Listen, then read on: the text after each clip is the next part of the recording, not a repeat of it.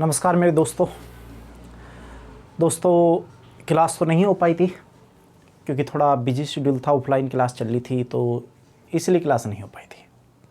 बाकी अब कोशिश यही रहेगी बच्चे कि रेगुलर आपको क्लास करा दी जाए, चाहे वो कैसे भी किसी भी माध्यम से करा दी जाए। ऑफलाइन क्लास हो तो वहाँ की रिकॉर्डिंग आपको बना दी जाए या कुछ भी हो, बच्चे आपको क्लास मिलती रहेगी।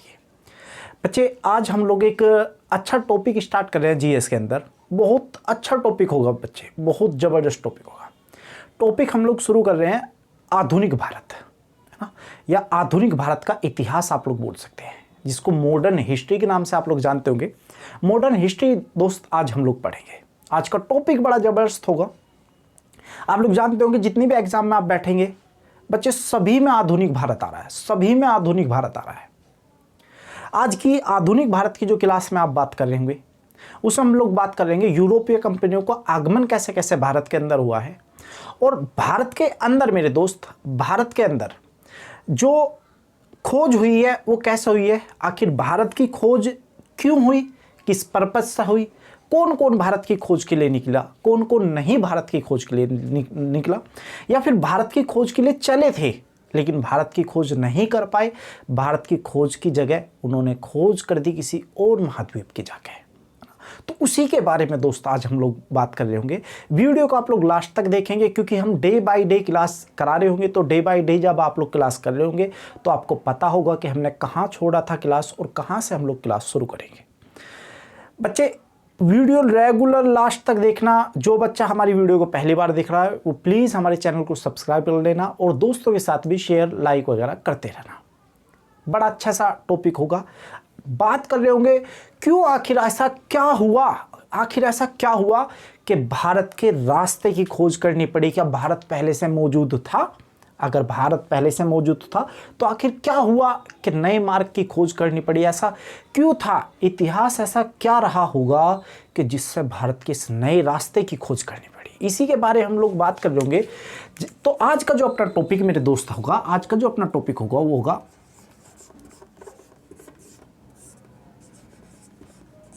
या फिर बोल सकते हैं आधुनिक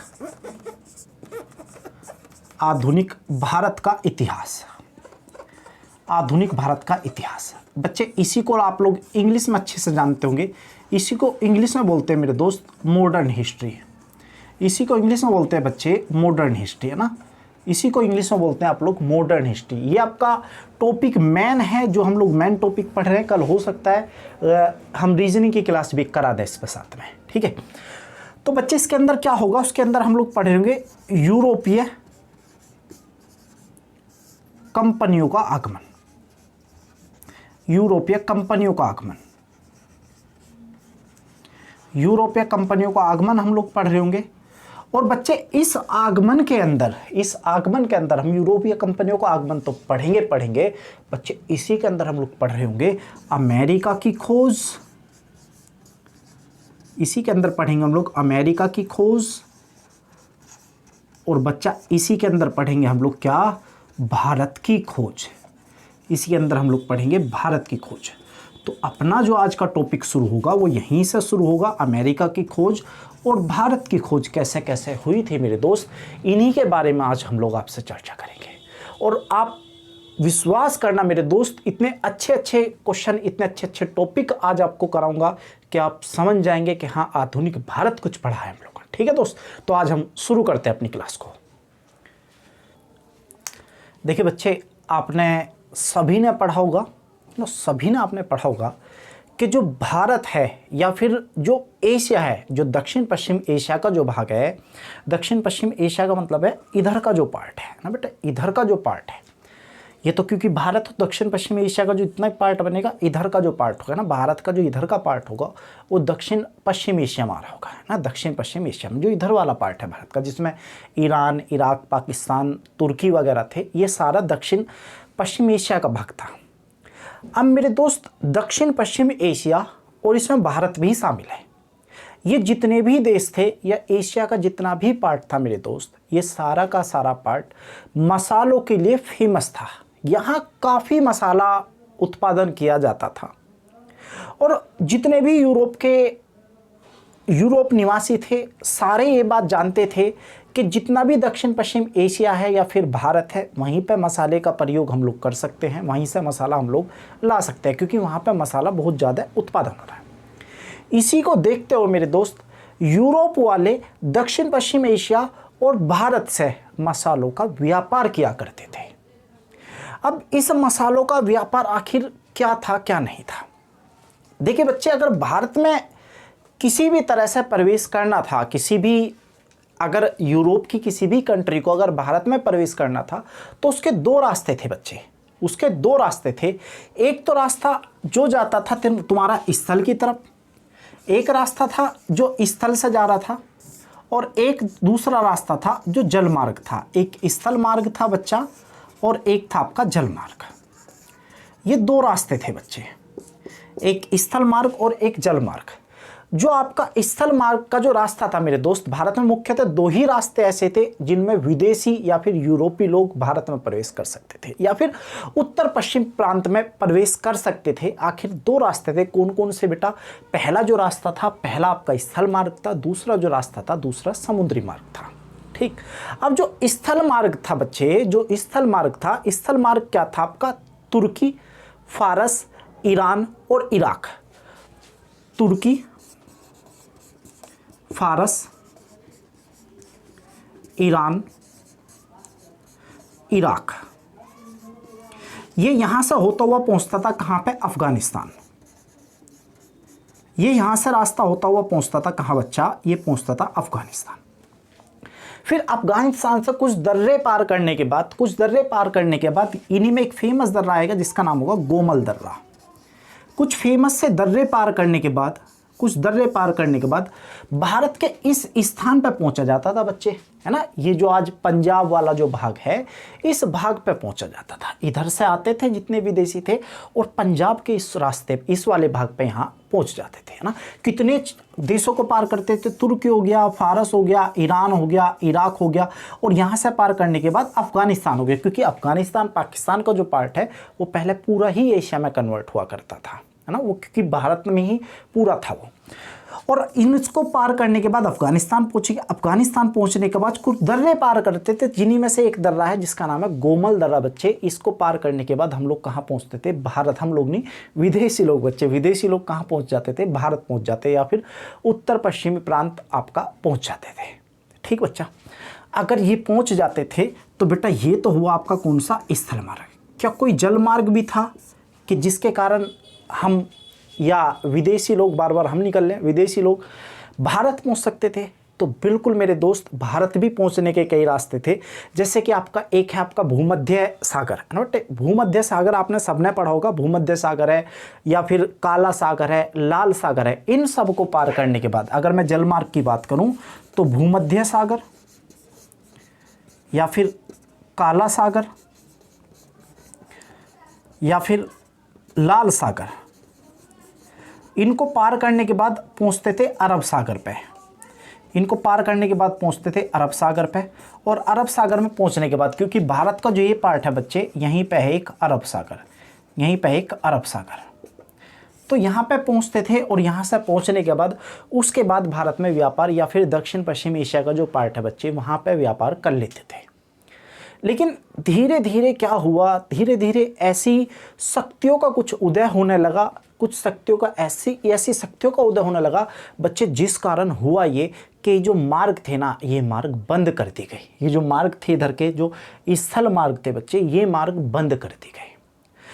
14वीं शताब्दी तक, 13वीं शताब्दी तक कोई दिक्कत नहीं थी बच्चे, अपना चलता रहा, कोई ऐसा नहीं था, व्यापार होता रहा मसालों का। लेकिन जैसे जैसे 14वीं शताब्दी में आए, कुछ दूसरी शक्तियों का उदय भारत के अंदर हो गया, या फिर हम ऐसा कहें एशिया के अंदर कुछ दूसरी शक्तियों का उदय हो गया। लेकिन 15वीं शक्ति में आते आते एक नाम है जिसका नाम है उस्मानिया। एक व्यक्ति आ गया जिसका नाम होगा उस्मानिया सल्तनत। ये एक तुर्क था। उस्मानिया सल्तनत एक तुर्क था। इसने क्या किया मेरे दोस्त? इसने क्या किया? इसने जीत लिया एक शहर को जिसका नाम है कुस्त। कुस्तूनिया है बच्चे, इसका नाम है कुस्तूनिया है।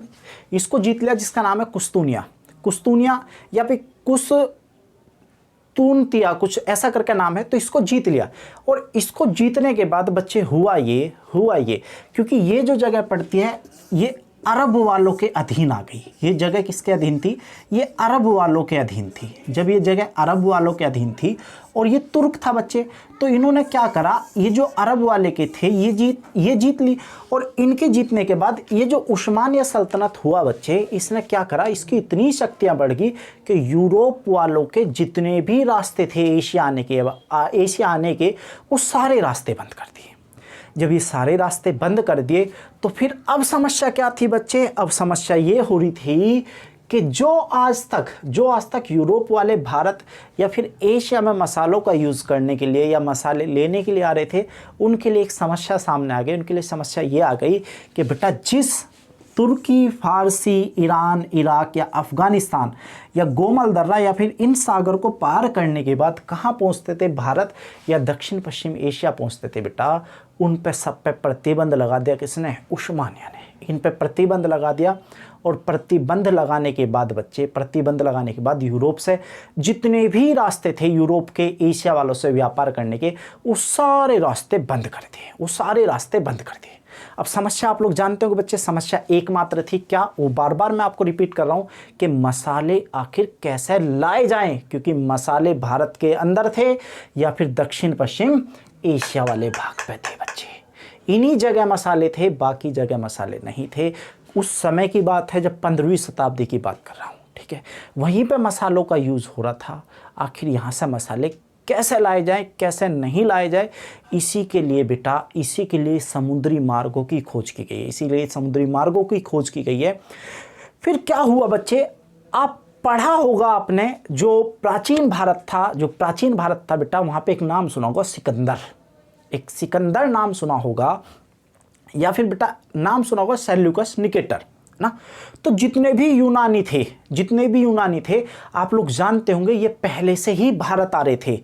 जैसे कि चंद्रगुप्त मौर्य के टाइम पे आए, बिंबिसार के टाइम पे आए ना, तो पहले से ही बिंदुसार तो पहले से ही बच्चे भारत में व्यापार के लिए इनका पहले से ही खुला था। तो पहले से ही बेटा ये इस तरह के काम करते रहते थे। जितने भी यूनानी हुए थे वो भारत में व्यापार कर सकते थे। अब भारत में क्यों यार, दूसरी जगह क्यों नहीं कर सके? बेटा भारत आप लोग जानते होंगे पहले से ही सोने की चिड़िया कहला रहा है। और भारत एक ऐसा धनवान देश था जहाँ से मसालों के व्यापार करने के साथ साथ बच्चे बाकी अपनी कंपनी भी स्थापित ये लोग कर सकते थे। ये लोग इस बात को अच्छी तरह जानते थे कि भारत बहुत अमीर देश है, जिस पे हम लोग मसाले का उत्पादन तो करेंगे, मसाले का व्यापार तो करेंगे, साथ में हम लोग वहाँ अपनी कंपनी भी स्थापित कर सकते हैं। यही रीजन था। और इसी रीजन के लिए भारत आने के लिए यूरोप वालों ने कुछ समुद्री मार्ग की खोज की। और यही आज का टॉपिक होगा बच्चे। अब जो हम लोग पढ़ेंगे, आखिर वो समुद्री मार्ग कौन सा था, कौन सा नहीं था, कौन इस समुद्री मार्ग के लिए खोज के लिए निकला, और कौन कहाँ पहुंचा, कौन नहीं पहुंचा, उसके बारे में हम बात करेंगे बच्चे। हम अब बात कर रहे हैं कि आखिर पहला व्यक्ति वो कौन था जो भारत की खोज के लिए निकला, लेकिन भारत की खोज नहीं कर पाया। फिर किसकी खोज कर पाया, किसकी नहीं खोज कर पाया, उसकी बात करें बच्चे, है ना। देखिए, पुर्तगाल से जो पहला व्यक्ति चला बेटा, उसका नाम था बार्थोलोमीओ डियाज, जिसका नाम था बार्थोलोमीओ डियाज, है ना बच्चे। नाम याद रखना, बार्थोलोमीओ डियाज, जिसका नाम था बच्चे बार्थोलोमीओ डियाज। बेटा शोर वगैरह हो जाए तो कोई डिस्टर्ब ना समझना, है ना, कि शोर हो रहा है, कुछ हो रहा है, तो आप लोग अपनी पढ़ाई पे ध्यान रखना, बस पढ़ाई आप लोग करते रहना बच्चे। एक व्यक्ति था जिसका नाम था बार्थोलोमीओ डियाज। ये क्या था जी, ये चला 1487 में। ये 1487 में भारत की खोज के लिए निकला। 1487 में भारत की खोज के लिए। लेकिन जैसे ही बेटा ये भारत की खोज के लिए निकला, तो भारत की खोज करते करते आप लोग देख रहे होंगे, जानते होंगे, अफ्रीका महाद्वीप, यहाँ पे एक महाद्वीप पड़ता है जिसका नाम है अफ्रीका, है ना बच्चे। इसका नाम है अफ्रीका कॉन्टिनेंट, अफ्रीका महाद्वीप, है ना। यहाँ पड़ता अफ्रीका महाद्वीप। सीधा आप मैप पे जाएंगे ना बच्चे, जब मैप पे आप लोग जाएंगे तो यूरोप के ठीक नीचे एक अफ्रीका कॉन्टिनेंट, अफ्रीका महाद्वीप आपका पड़ेगा। बच्चे जैसे ही ये पहुंचा, पहुंचने के बाद हुआ क्या, ये केवल पहुंच पाया कहाँ पे, अफ्रीका महाद्वीप पे। ये अफ्रीका महाद्वीप पे पहुंच पाया, और अफ्रीका महाद्वीप पे जाने के बाद, क्योंकि आप लोग जानते होंगे पहले पंपास हुआ करते थे ना, पंपास जो हुआ करते थे, जैसे जिधर को भी डायरेक्शन करेंगे बच्चे उधर की वो डायरेक्शन बता देता था। लेकिन अपने साथ ये पंपास तो लेके गया, लेकिन उस पंपास से दिशा ज्ञात नहीं कर पाया कि जाना किस दिशा में है ना बच्चे, जाना किस दिशा में। और ये जगह पहुंचा जिसका नाम था आशा अंतरिम द्वीप, जिसका नाम था आशा अंतरिम द्वीप, आशा अंतरिम द्वीप। ये यहाँ पहुंचा बच्चे, ये पहुंचा कहाँ पे बच्चे, आशा अंतरिम द्वीप पे। जब ये आशा अंतरिम द्वीप पे पहुंचा तो बेटा इसने जाते ही वहाँ शोर करना शुरू कर दिया, मैंने भारत खोज दिया, मैंने भारत खोज दिया, भारत खोज दिया ना, इस तरह से शोर मचाना शुरू कर दिया। और वापस जब पुर्तगाल गया, ये वापस जब पुर्तगाल गया तो इससे बताया कि मैं भारत खोजिया भाई, मैं बहुत अच्छा काम कर रहा हूँ, भारत खोजा है। लेकिन जब पता चला कि बेटा तू भारत ना खोज के आया, तो भारत की खोज से पहले ही वापस आ गया, तू खोज तो करके आया, तू खोज तो करके आया, लेकिन भारत की नहीं, किसकी, तू खोज करके आया आशा अंतरिम द्वीप की, तू खोज करके आया आशा अंतरिम द्वीप की। बेटा इसी का दूसरा नाम दिया था तूफानी द्वीप, इसी का दूसरा नाम दिया था बच्चे तूफानी द्वीप, है ना, इसी का दूसरा नाम दिया था तूफानी द्वीप। और यही आशा अंतरिम द्वीप जो है बेटा, एक मैं आपको बहुत अच्छी सी बात बता दूं, यही जो आशा अंतरिम द्वीप है, यही है अफ्रीका का अंतिम बिंदु, यही है अफ्रीका का अंतिम बिंदु, यही है अफ्रीका का अंतिम बिंदु, यही है अफ्रीका का अंतिम बिंदु। ठीक जी, यही है अफ्रीका का अंतिम बिंदु। तो बेटा अगर आपसे क्वेश्चन पूछे कि पहला पुर्तगाली नाविक, याद रखना मेरी बात, नाविक थे जितने भी नाव से चले थे, ठीक है, पहला पुर्तगाली नाविक कौन है जो भारत की खोज के लिए चला लेकिन असफल रहा, तो आप आंसर बताएंगे बार्थोलोमेव डियाज है। ठीक, या आपसे पूछे भारत की खोज के लिए चलने वाला पहला पुर्तगाली नाविक कौन है, तो आप बताएंगे बार्थोलोमेव डियाज है। लेकिन जब सफल की बात आएगी तब इसका नाम नहीं आएगा, सफल कोई और था, क्योंकि आप लोग जानते होंगे खोज तो भारत की करनी थी, ये खोज किसकी करके गया, आशा अंतरिम द्वीप की खोज करके गया, इसलिए इसको सफल नहीं माना जा सकता। ठीक, ये खोज करके गया आशा अंतरिम द्वीप के बच्चे। ठीक है, यहाँ से वापस चला गया, और वापस जाने के बाद कहा मैंने भारत खोज दिया, मैंने भारत खोज दिया। भैया भारत ना खोज का आया तू भारत ना खोज का आया, तो खोज का आया भाई, आशा अंतरिम द्वीप खोज का है ना, तुम आशा अंतरिम द्वीप को खोज का आए हो बच्चा, है ना। तो इसका तो काम खत्म हुआ जी, ये कैसा रहा, ये रहा असफल, ये कैसा रहा बच्चे, ये रहा असफल। ठीक जी, इसके बाद कौन चला और भारत की खोज के लिए, इसके बाद और कौन चला, है ना, आप लोग क्वेश्चन याद रखेंगे। बार्थोलोमेव डियाज जो है पहला पुर्तगाली नाविक है जो भारत की खोज के लिए चला, लेकिन भारत की खोज नहीं की, किसकी खोज की, आशा अंतरिम द्वीप की खोज की। आशा अंतरिम द्वीप कई बार पेपर में इसका इंग्लिश में भी मैं लिख देता हूँ, आशा अंतरिम द्वीप को बोलते हैं केप ऑफ गुड होप, इसको इंग्लिश में बोलते हैं केप ऑफ गुड होप। आशा अंतरिम द्वीप को इंग्लिश में बोलते हैं केप ऑफ गुड होप, है ना। कभी कभी आप देख रहे होंगे इंग्लिश में ऐसा ही लिखा मिल जाएगा, मतलब हिंदी के कन्वर्जन में लिखा मिल जाएगा केप ऑफ गुड होप की खोज किसने की थी, तो आंसर होगा आपका बार्थोलोमेव डियाज ने की थी। ठीक बच्चा, इसके बाद दूसरा जो व्यक्ति चला वो चला स्पेन से। बेटा याद रखना मेरी बात, ये हर किसी को ये बातें नहीं पता जो मैं बता रहा हूँ। दूसरा जो व्यक्ति चला बच्चे वो चला था स्पेन से। ये स्पेन से कब चला था जी, तो इसका नाम हम बाद में करेंगे। ये चला 1492 में, ये भी भारत की खोज के लिए चला। जो स्पेन का नाविक था बेटा, ये भी भारत की खोज के लिए चला। स्पेन का जो नाविक था ये भी भारत की खोज के लिए चला, लेकिन जब ये भारत की खोज के लिए गया तो ये भारत की खोज करने के लिए तो ऐसा जाना तो ऐसा था भाई, लेकिन ये ऐसा ना जाके बेटा ये ऐसे अपोजिट चला गया। ये अपोजिट देखो, जाना ऐसा था भाई, भारत की खोज ऐसे करनी है, ये यहाँ स्पेन है, दोनों यूरोप में, जाना ऐसे था, लेकिन ऐसे ना जाकर अपोजिट चला गया, है ना। जाना जिस दिशा में था उससे नहीं गया, उससे विपरीत दिशा में चला गया। और विपरीत दिशा में जाने के बाद ये एक शहर है जिसका नाम है अमेरिका, ये एक शहर है जिसका नाम है अमेरिका बेटा। और अमेरिका आप लोग जानते होंगे किस महाद्वीप में पड़ता है, तो ये पड़ता है आपका उत्तरी अमेरिका में, नॉर्थ अमेरिका। ठीक जी, ये पड़ता है नॉर्थ अमेरिका, उत्तरी अमेरिका है। तो बेटा आप समझ गए होंगे कि इसकी बात कर रहे हैं। स्पेन का एक नाविक था 1492 में, ये भी भारत की खोज के लिए चला, लेकिन भारत की खोज नहीं की, इसने अमेरिका की खोज की थी। और अमेरिका में पूछ ले किस महाद्वीप की खोज की थी, तो उत्तरी अमेरिका की। बेटा नाम आप लोग समझ गए होंगे, क्या नाम होगा उसका, तो उसका नाम होगा बेटा कोलंबस, उसका नाम होगा कोलंबस। तो बेटा कोलंबस भी भारत की खोज के लिए चला था, अगर आपको पता हो कोलंबस भी भारत की खोज के लिए चला, लेकिन भारत की खोज करना तो पूर्वी साइड था, लेकिन ये अपोजिट साइड चला गया। और अपोजिट जाने के बाद 1492 में कोलंबस ने किसकी खोज कर दी? अमेरिका की खोज कर दी थी। ठीक है मेरे दोस्त। और कौन था जी, कौन भारत की खोज के लिए चला? तो तीसरा जो व्यक्ति था बेटा, 2 हो गए, तीसरा जो व्यक्ति था उसको आप लोग सब जानते होंगे, जिसका नाम था वास्को डी गामा। जिसका नाम था बेटा Vasco D gamma. Vasco D gamma ने कैसे कैसे भारत की खोज की है, जरा उस पर हम लोग एक बार चर्चा कर लेते हैं भाई, कैसे कैसे इसने खोज की है। तो बच्चे बात हम करते हैं वास्को डी गामा की। वास्को डी गामा क्या था? 17 मई 1498, डेट आप याद रखेंगे 17 मई 1498, कहीं कहीं 20 मई भी दे रखा है बुक के अंदर, है ना। तो आप 17 मई 1498 याद रखेंगे, 2-3 जगह हमने देखा, तो 17 मई 1498।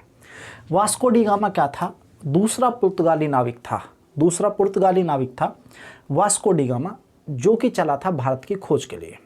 अब भारत की खोज के लिए, क्योंकि आप लोग अच्छे से मैं पढ़ा चुका हूँ आपको, जो पुर्तगाली लोग थे बच्चे, जो पुर्तगाली लोग थे उसमें सब जो बार्थोलोमेव डियाज था, वो आशा अंतरिम द्वीप तक का तो बेटा रास्ता तय कर आया था। यानी कि इसका मतलब ये है कि आशा अंतरिम द्वीप तक तो अब कोई भी पुर्तगाली जो नाविक था वो पहुंच सकता था। बात उससे आगे की थी कि उससे आगे कैसे पहुंचा जाए, है ना। उससे आगे कैसे पहुंचा जाए बच्चे, बात उसकी थी। तो उसके लिए क्या था बेटा, वास्को डी गामा भी चला, और चलने के बाद कहाँ पहुंचा बच्चे? चलने के बाद ये भी कहाँ पहुंचा? ये भी पहुंचा आशा अंतरिम द्वीप पे। ये भी पहुंचा कहाँ बच्चे? आशा अंतरिम द्वीप पे। अब बेटा आशा अंतरिम द्वीप पे तो पहुंच गया, पहुंचना तो भारत है, फिर भारत कैसे जाया जाए, है ना। तो भारत कैसे जाया जाए बच्चे, उस पर बात करनी थी। बेटा आपने ना एक कहावत सुनी होगी अपने घर वालों से, बड़े बुजुर्गों से, कि घर का भेदी लंका ढाई। जो रामायण वाली कहानी है कि घर का भेदी लंका ढाई, वही काम भैया यहाँ भी हुआ। इन यूरोप वालों को बेटा रास्ता कैसे पता चल गया भारत आने का? भारत का ही कोई ना कोई व्यक्ति रहा होगा जिसने यहाँ पे सहायता की है, जाकर वास्को डी गामा की। यहाँ पर जिसने सहायता की है कोई ना कोई व्यक्ति रहा होगा। बेटा अगर तुम्हारे घर में कहीं रास्ता जाने का है तो कोई ना कोई बाहर वाला कोई नहीं बता सकता। जब तक घर का व्यक्ति कोई ना बता देना उस बाहर वाले को रास्ता, वो बाहर वाला तुम्हारे घर में प्रवेश नहीं कर सकता। वही काम यहाँ भारत के साथ हुआ था। वास्को डी गामा आशा अंतरिम द्वीप तो पहुंचा, लेकिन गुजरात का एक शासक था जिसका नाम था अब्दुल मुरीद। जिसका नाम था बेटा अब्दुल मुरीद। बेटा आप लोग कॉपी पे ना नोट करते चलना। आप लोग क्या करेंगे, वीडियो को पहले आप लोग एक बार अच्छे से देखना, समझना मैंने क्या पढ़ा है, उसके बाद नोट्स आप लोग अच्छे से साथ साथ बनाते चलना। ठीक, देखिए अब्दुल मुरीद क्या था? अब्दुल मुरीद, क्योंकि ये पहुंच गया कहाँ पे बेटा? आशा अंतरिम द्वीप तक। तो अब्दुल मुरीद ने क्या किया, गुजरात का जो शासक था ये भी पहुंचा कहाँ? आशा अंतरिम द्वीप पे। और आशा अंतरिम द्वीप पे जाने के बाद ये मिल गया जाके किससे बेटा? वास्को डी गामा से। ये भी मिल गया जाके किससे बेटा? वास्को डी गामा से जाके मिल गया। और वास्को डी गामा को जाने के बाद बेटा इसने एक मैप भारत का दे दिया कि अगर भारत में जाना है बेटा तो इधर को इस मैप को कर लीजिए, आप भारत पहुंच जाएंगे। तो इस तरह से हम लोग बोल सकते हैं जो अब्दुल मुरीद था बेटा, जो अब्दुल